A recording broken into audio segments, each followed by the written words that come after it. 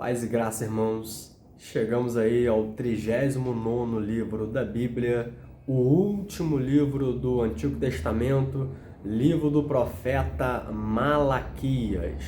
O livro do profeta Malaquias foi o último livro escrito do Antigo Testamento e depois entrou um período que é chamado de período interbíblico, onde houve um silêncio profético durante 400 anos. Então Malaquias, também considerado um profeta menor, pela pequena extensão e pequeno volume de conteúdo profetizado, são apenas 4 capítulos. Se você iniciar uma leitura com 15 minutos, você consegue completar a leitura do livro do profeta Malaquias. Malaquias, que significa meu mensageiro. Deus vai usar Malaquias de forma assim poderosa para trazer uma mensagem de repreensão e correção ao povo, mas principalmente aos sacerdotes.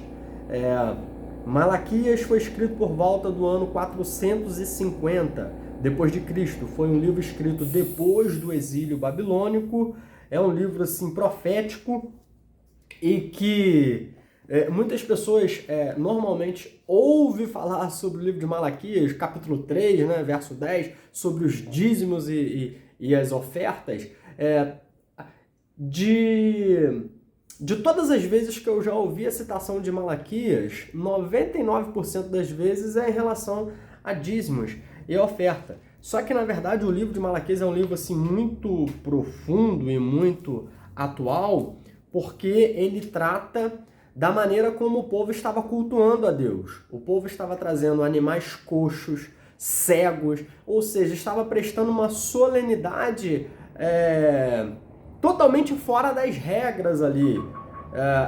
Estava sendo apenas algo assim, um ritual sem sinceridade no coração dos judeus, porque eles estavam prestando um culto de qualquer maneira.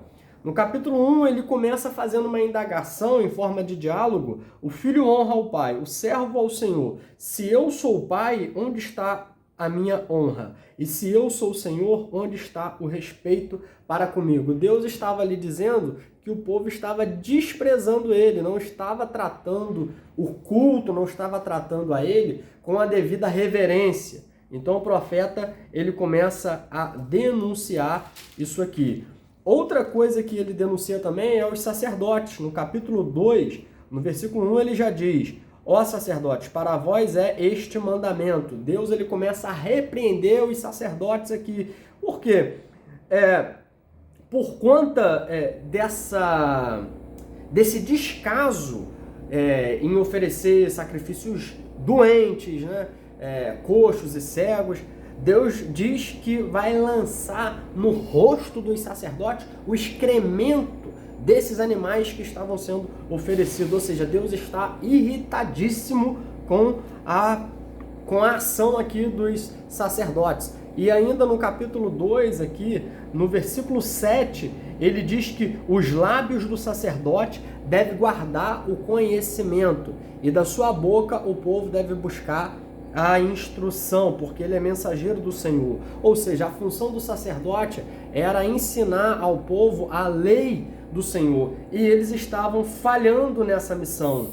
E aí, muitos dos cidadãos aqui estavam também, que é uma outra acusação que o profeta faz, sendo infiéis, traindo as suas esposas, se divorciando por qualquer motivo e lá apresentando o seu culto a Deus como se nada tivesse acontecendo. E Deus diz que mesmo eles chorando, mesmo eles gemendo, mesmo eles se derramando, se emocionando na presença de Deus no culto, Deus não estava atentando, Deus não estava aceitando aquilo ali, porque eles estavam quebrando o princípio do casamento, estavam se divorciando por qualquer motivo.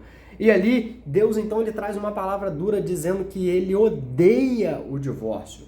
Irmãos, para Deus falar que odeia alguma coisa, porque essa coisa é altamente danosa à vida espiritual, porque Deus ele faz uma relação entre ele e o seu povo como uma relação de casamento, de união. Então toda vez que o povo se volta para outros deuses, o povo está traindo, está adulterando espiritualmente. E todas as vezes que o homem que se casa, que faz um juramento, que faz uma aliança e ele se divorcia, é como se ele estivesse quebrando uma aliança primeiro com Deus. Como não? Ele está quebrando primeiro uma aliança com Deus. E Deus, ele leva isso muito a sério. E ele diz que para que não sejais infiéis com a mulher da mocidade. Ou seja, o casamento, ele é a base da sociedade.